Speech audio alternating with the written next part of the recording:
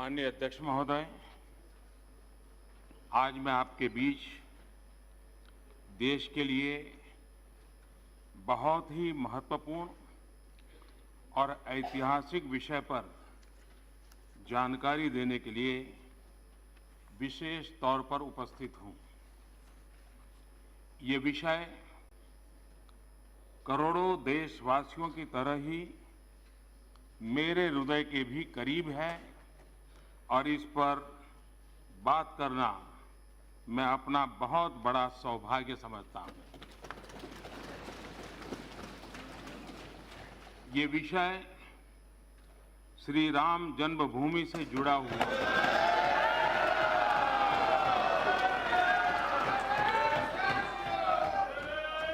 ये विषय है अयोध्या में श्री राम जन्मस्थली पर भगवान श्री राम के भव्य मंदिर के निर्माण से जुड़ा हुआ है।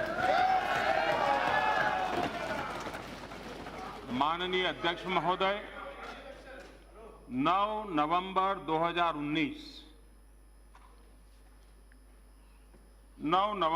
2019 को मैं करतारपुर साहिब कॉरिडोर के लोकार्पण हेतु पंजाब में था।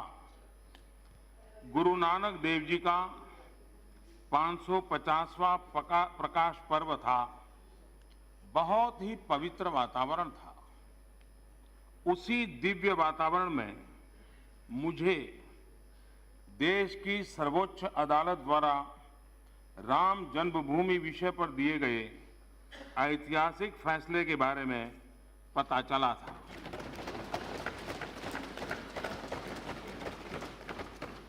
इस फैसले में माननीय सर्वोच्च न्यायालय ने कहा था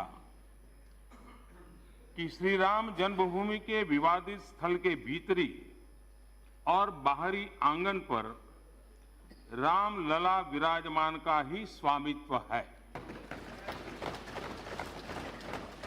माननीय उच्चतम न्यायालय ने अपने आदेश में ये भी कहा था कि केंद्र और राज्य सरकार आपस में परामर्श करके सुन्नी सेंट्रल वक्फ बोर्ड को 5 एकड़ जमीन आवंटित करें। माननीय अध्यक्ष जी, मुझे आज इस सदन को, पूरे देश को ये बताते हुए बहुत ही खुशी हो रही है कि आज सुबह केंद्रीय मंत्रिमंडल की हुई बैठक में सुप्रीम कोर्ट के आदेशों को ध्यान में रखते हुए इस दिशा में महत्वपूर्ण निर्णय लिए गए हैं।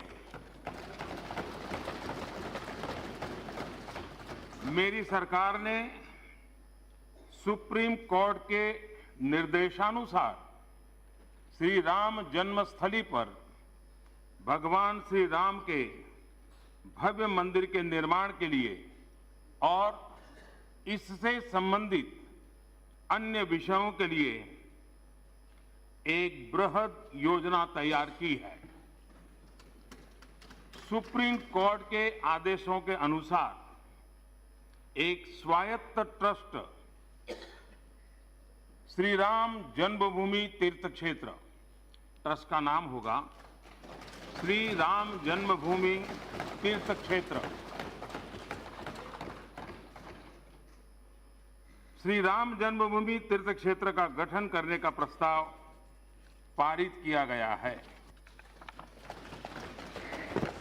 ये ट्रस्ट अयोध्या में भगवान श्री राम की जन्मस्थली पर भव्य और दिव्य श्री राम मंदिर के निर्माण और उससे संबंधित विषयों पर निर्णय लेने के लिए पूर्ण रूप से स्वतंत्र होगा।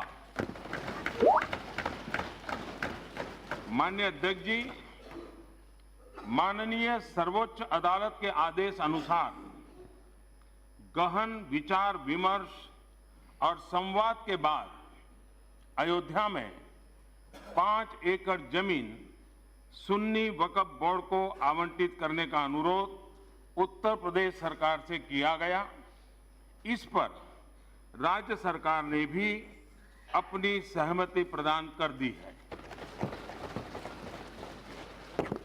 माननीय अध्यक्ष जी, भारत की प्राणवायु में, भारत के आदर्शों में, भारत की मर्यादाओं में भगवान श्री राम की महत्ता और अयोध्या की ऐतिहासिकता से, अयोध्या धाम की पवित्रता से हम सभी भली भांति परिचित है।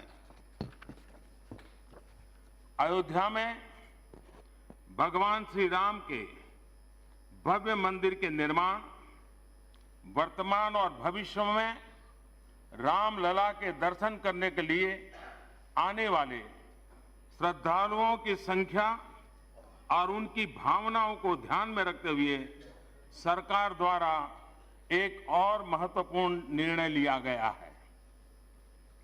मेरी सरकार ने फैसला किया है कि अयोध्या कानून के तहत अधिगृहित संपूर्ण भूमि, जो लगभग 67.703 एकड़ है और जिसमें भीतरी और बाहरी आंगन भी सम्मिलित है, उसे नवगठित श्री राम जन्मभूमि तीर्थ क्षेत्र को हस्तांतरित किया जाए।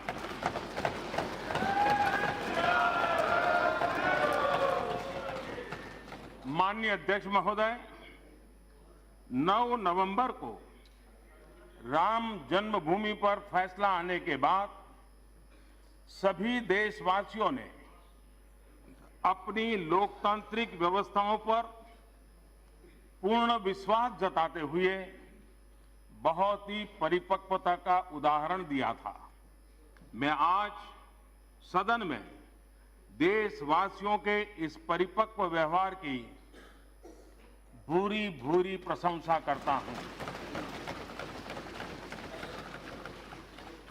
माननीय अध्यक्ष जी, हमारी संस्कृति, हमारी परंपराएं हमें वसुधैव कुटुंबकम और सर्वे भवन्तु सुखिनः का दर्शन देती हैं।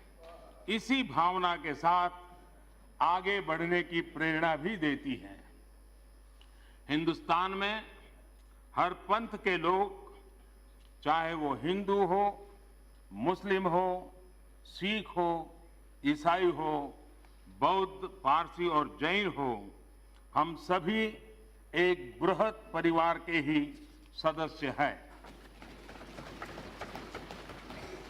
इस परिवार के हर सदस्य का विकास हो, वो सुखी रहे, स्वस्थ रहे, समृद्ध बने, देश का विकास हो, इसी भावना के साथ मेरी सरकार सबका साथ, सबका विकास, सबका विश्वास के मंत्र पर चल रही है।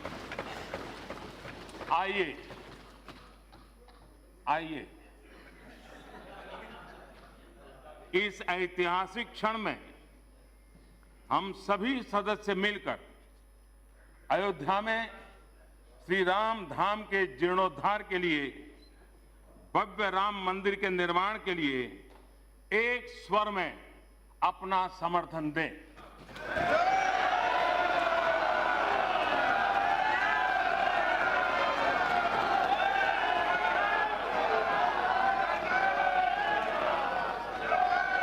प्रश्नकाल